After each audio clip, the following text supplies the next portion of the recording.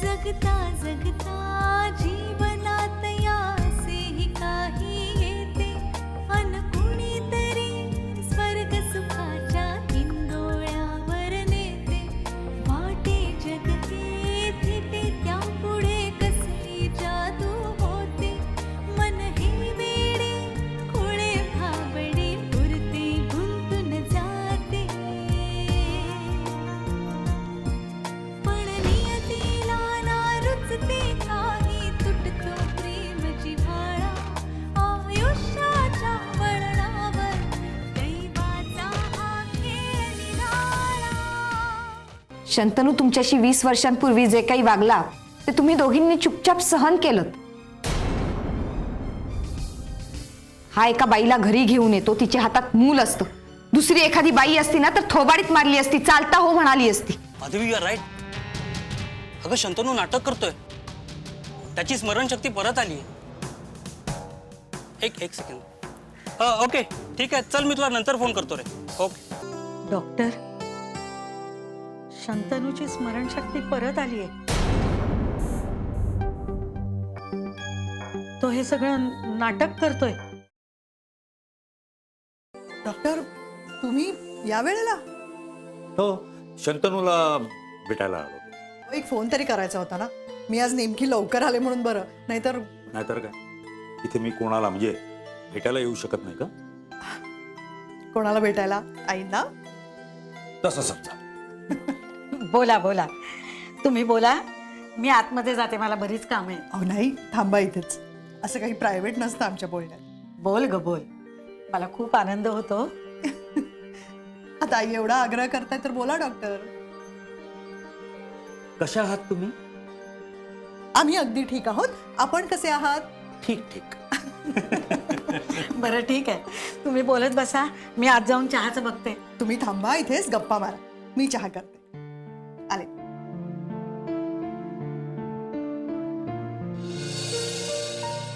Doctor काका तुम्ही? हो. कसं आहेस? मस्त. तुम्ही इथे आईला भेटायला आले वाटतं. का रे? म्हणजे तुम्ही दोघं एकत्र येऊन आमची चेष्टा? अहो नाही नाही, सहज विचारलं, अगदी सहज विचारलं. बरं नील, अभ्यास कसा चाललाय? अगदी व्यवस्थित.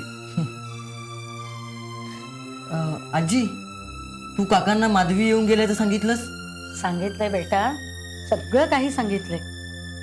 काका, तू काळजी करू नकोस. काळजी करायचं काम आमचं आहे. तू अभ्यास कर. हो ना, काळजी करायचं काम आमचं आहे.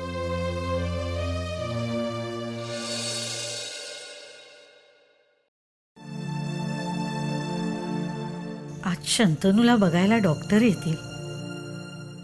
मी अजून जयाला सांगितलं नाहीये की शंतनूची स्मरणशक्ती परत आलीये. तिच्यापासून लपवून ठेवलंय. मी असं करायला नको होतं. ह्याच्या आधी शंतनू परत आल्याचं मी तिच्यापासून लपवून ठेवलं होतं. ते फक्त मला आणि डॉक्टरांनाच माहीत होतं. आणि आज सुद्धा मी तसंच वागले. शंतनूची स्मरणशक्ती परत आल्याचं काल मी डॉक्टरांना सांगितलं, पण जयाला नाही सांगितलं. आज डॉक्टर येतील, त्यांच्याकडून तिला कळेल. काय वाटेल तिला? मी पुन्हा तिला फसवलं असंच वाटेल ना? तिला वाटेल की मी तिला परकं समजते. काय किंमत करेल ती माझी? खरंच पहिल्या वेळी तिनं मला माफ केलं. शंतनू परत आल्याचा आघात सहन करत माझी चूक सुद्धा माफ केली. मला प्रेमाने जवळ घेतलं. ती जया होती म्हणूनच मला माफ करू शकली. खूप मोठं मन आहे तिचं. आणि मी आता पुन्हा दुसरी महत्वाची गोष्ट तिच्यापासून लपवली. काय वाटेल तिला? खूप दुखावली जाईल. तिला वाटेल मी डॉक्टरांना जवळचं समजते, त्यांना सांगते आणि तिला परकी समजून सगळं लपवते. नाही नाही, डॉक्टर येण्याआधी मला जयाला सगळं सांगितलं पाहिजे. आता कोणत्या तोंडाने तिची माफी मागू? तिला इतके दिवस अंधारात ठेवलं म्हणजे फसवलंच ना मी. नाही, जयाला सांगते सगळं. दैवाचा हा खेळ निराळा. जया, ए जया, जया, जया, अगं उठ ना. आई, काय झालं? तुम्हाला बरं वाटत नाहीये का? काय झालंय काय? नाही, मला तुला काही सांगायचंय. आत्ता इतक्या पहाटे काय सांगायचंय? जया, शंतनूची स्मरणशक्ती परत आलीये. आणि मला हे माहित होतं. मी नाही सांगितलं तुला. मला माफ कर ग. आई, काय तुम्ही काय सांगताय का हे? हो, त्याची स्मरणशक्ती परत आलीये. मला हे माहिती होतं. अगं पोरी, अशी नको ग बघूस माझ्याकडे. मला खूप भीती वाटत होती आणि मी हे जर कुणाला सांगितलं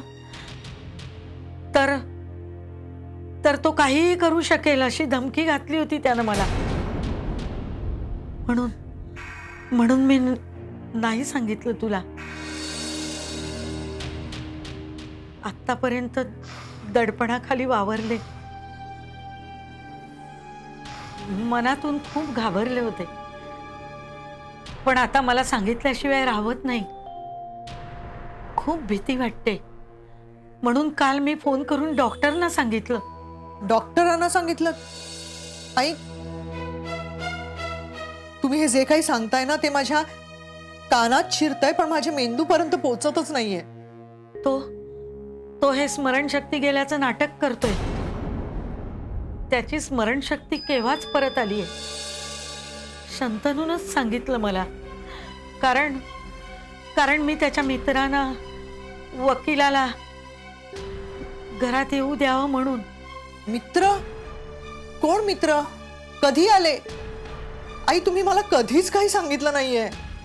हो, मधून त्याचे मित्र, वकील दुपारी येत असत.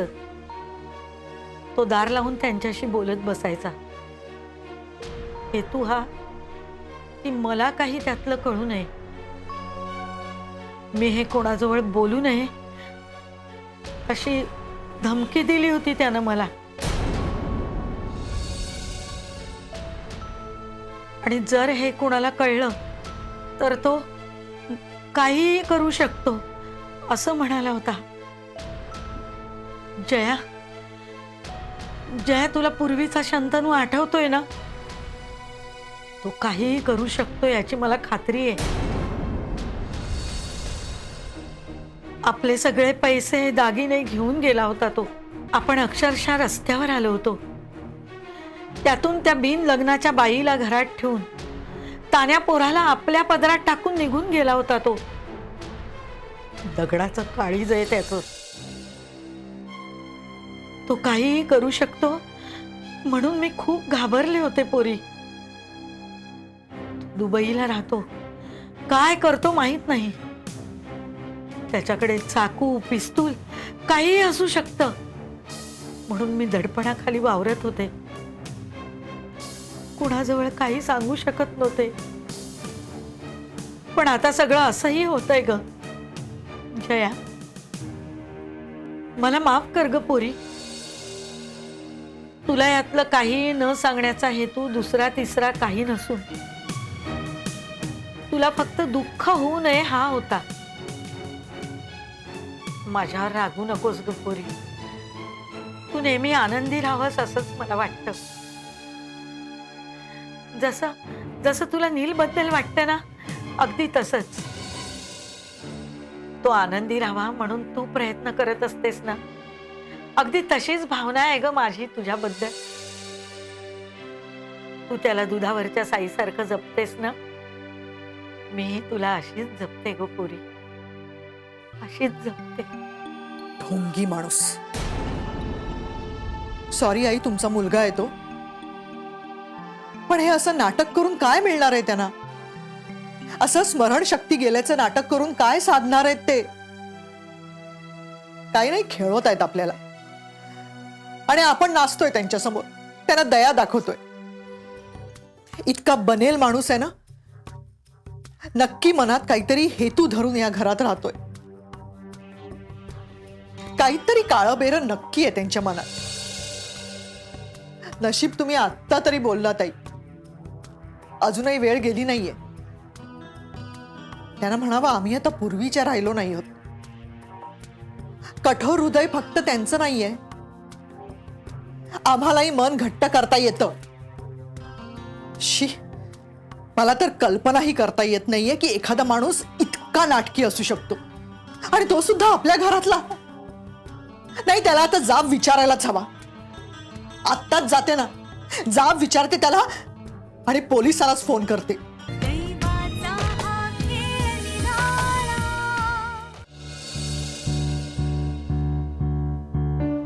कुठे गेलेत?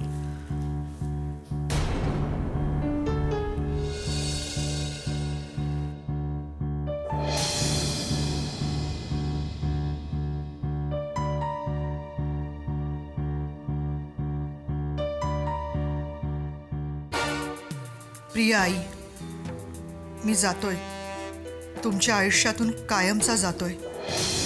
मला जे सांगायचंय बोलायचंय ते मी मोबाईलमध्ये रेकॉर्ड करून ठेवलंय.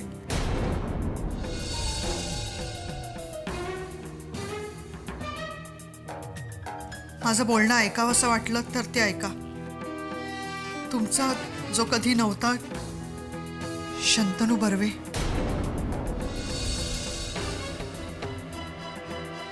आई, नील, आई. काय ग, काय झालं? आई, शंतनू घर सोडून निघून गेलेत. काय? हो, आणि त्यांना जे सांगायचे ते त्यांनी या मोबाईलमध्ये रेकॉर्ड करून ठेवलंय. अगं मग लाव ना, ऐकू दे. नील, लाव जरा.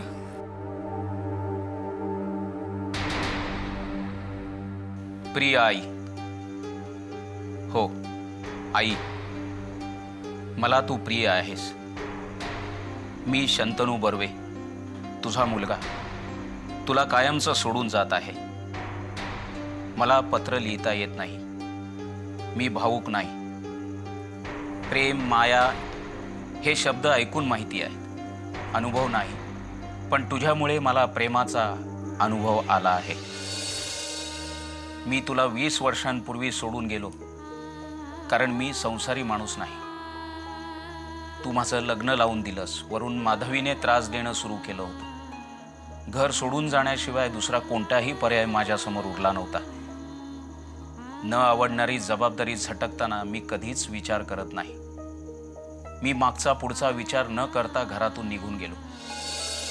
काही व्यवसाय करायचा ठरवलं होतं. व्यवसायाला पैसे लागतात म्हणून घरातले सर्व पैसे दागिने चोरावे लागले. घर आणि हॉटेल हे तुमच्यासाठी ठेवून गेलो, त्यावर हक्क दाखवला नाही. चोख व्यवहार केला. दुबईला गेलो, व्यवसाय सुरू केला. मला व्यवसाय करणं जमलं, चांगला पैसा कमावला. एकटं राहणं, मजा करणं, पार्टी, मित्रमैत्रिणी, लाईफ एन्जॉय करणं हेच मला आयुष्यात हवं होतं. तेच करू लागलो. मी दुबईला आनंदी आहे, काळजी करू नकोस. मला सेंटिमेंट्स अजिबात नसले तरी मनात कुठेतरी माझ्या मुलाबद्दल काळजी वाटायची. मला मुंबईच्या काही मित्रांकडून त्याच्याबद्दल कळत होतं.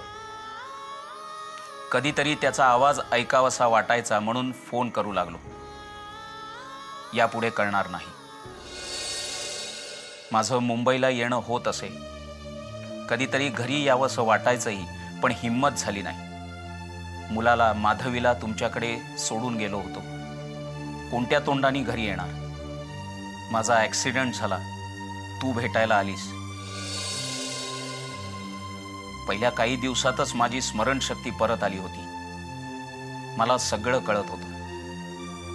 मला कळत नाही असं समजून तू जे जे काही बोलत होतीस मी ऐकत होतो. तू मला घरी न्यायचं म्हणालीस तेव्हा ठरवलं, स्मरणशक्ती गेल्याचं नाटक चालू ठेवायचं, घरी जायचं, घरी सगळं कसं चाललं आहे ते बघायचं. घरी आलो, घरचं वातावरण बघितलं, खूप आनंद झाला. तुम्हा तिघांचे आपापसातले संबंध बघितले. जयाने घराची पूर्ण जबाबदारी घेतलेली बघितली. खूप बरं वाटलं. आई, मी तुला या भेटीत खूप बोललो, मला फार वाईट वाटलं. पण मला तसं बोलावं लागलं कारण माझी महत्त्वाची कामं पूर्ण करणं आवश्यक होतं. मला माफ कर. ती कामं म्हणजे कारचा ॲक्सिडेंट माझ्या चालवण्यामुळे झाला नव्हता हे पोलिसांना पटवून द्यायचं होतं, नाहीतर उगाचच पोलिसांच्या कात्रीत सापडलो असतो. पोलिसांना खरं काय ते पटवून पासपोर्ट घ्यायचा होता. आणि दुसरं म्हणजे माझ्या आणि जयाच्या लग्नाचे डिवोर्स पेपर्स तयार करायचे होते.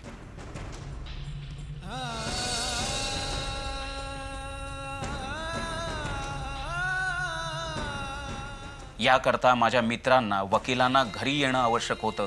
म्हणून फक्त तुला माझ्या स्मरणशक्तीबद्दल खरं सांगितलं आणि बाकीच्यांना अंधारात ठेवलं. जया आणि डॉक्टरबद्दल तुला काय वाटतं ते मला कळलं आहे. मी डिवोर्स पेपरवर सही केलेली आहे. जयाला माझ्यापासून डिवोर्स मिळेल. डॉक्टरांना या पत्राद्वारे एवढंच सांगणं आहे की जयाला मी कधीही स्पर्श केलेला नाही.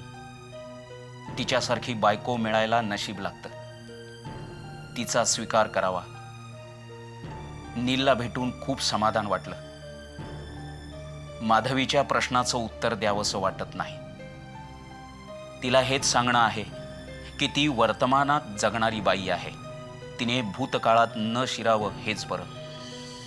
भविष्याचा तर तिने कधी विचारच केला नाही. तिच्या स्वभावात फक्त वर्तमान काळ आहे. आणि शेवटचं, आई, मी तुझा मुलगा असूनही तुला हवा तसा मुलगा होऊ शकलो नाही. पण जयाच्या रूपात हवी तशी मुलगी देऊ शकलो. तुला जयासारखी मुलगी देण्याचं भलं मोठं श्रेय तू मला द्यायला पाहिजेस. बरोबर बोलतोय ना? हां. नीलला खूप खूप आशीर्वाद. जया डॉक्टरांच्या लग्नाला खूप खूप शुभेच्छा. आई, तुला नमस्कार. तुझ्याकडून आशीर्वादाची आणि माफीची अपेक्षा. स्मरणशक्ती परत आलेला शंतनू जया आणि नीलची प्रत्यक्ष माफी मागू शकला नसता. त्यांच्या समोर जाण्याची हिंमत झाली नसती. म्हणून या रेकॉर्डिंगद्वारे माफी मागतो आहे. मला माफ करा. बस एवढंच. शंतनू बर्वे. आई, ठीक आहात ना तुम्ही? हो, नंतर बोलते. आई, आजी, ते कायमचे गेले? हो बाळा, कायमचे गेले. आता आता ते परत कधीच येणार नाही, कधीच नाही. त्यांची स्मरणशक्ती आली होती ना, मग ते नाटक का करत होते? मी खूप कन्फ्यूज झालोय. मला काही कळत नाहीये. त्यांनी त्यांची स्मरणशक्ती गेल्याची भासवणं, हे असं निघून जाणं, सगळं मला एखाद्या नाटकात घडत असल्यासारखं वाटतंय. काही कळेनासंच झालंय मला. आई, मगाशीच आपण त्यांच्या वागण्याबद्दल किती शंका काढल्या, पण बघा ना, ते जाताना काही घेऊन नाही गेले, उलट खूप काही देऊनच गेले. खरंय, हे घडलंय की इथे घरी येऊन त्यांनी सगळं काही बघितलं. मनात कुठेतरी अपराध बोधाची भावना होती, ती दूर झाली. त्याला या घरात राहायचं नव्हतं आणि या घरातल्या कोणालाही तो इथे राहायला नको होता. म्हणून मोठ्या मनाने निघून गेला तो. नील, स्मरणशक्ती परत आलेला शंतनू तुझ्या आईच्या पुढ्यात उभा राहू शकला नसता.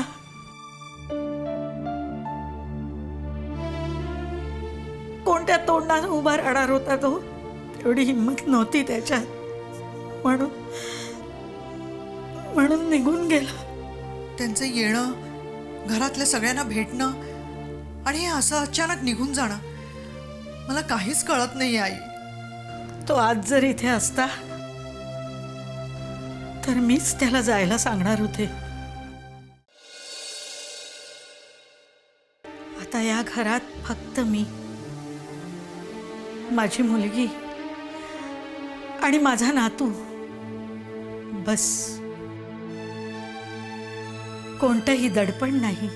नाटक करतो काय? म्हणे स्मरणशक्ती गेली, आज दाखवतेस त्याला. माधवी, जरा शांत हो तू.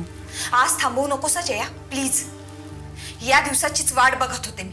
एवढी काय आवश्यकता आहे ग त्या मुलाची? हे बघा मॅडम, माझे विचार वेगळे आहेत. It's okay. व्यक्ती तितक्या प्रवृत्ती. प्रत्येकाचे विचार वेगळे असणारच.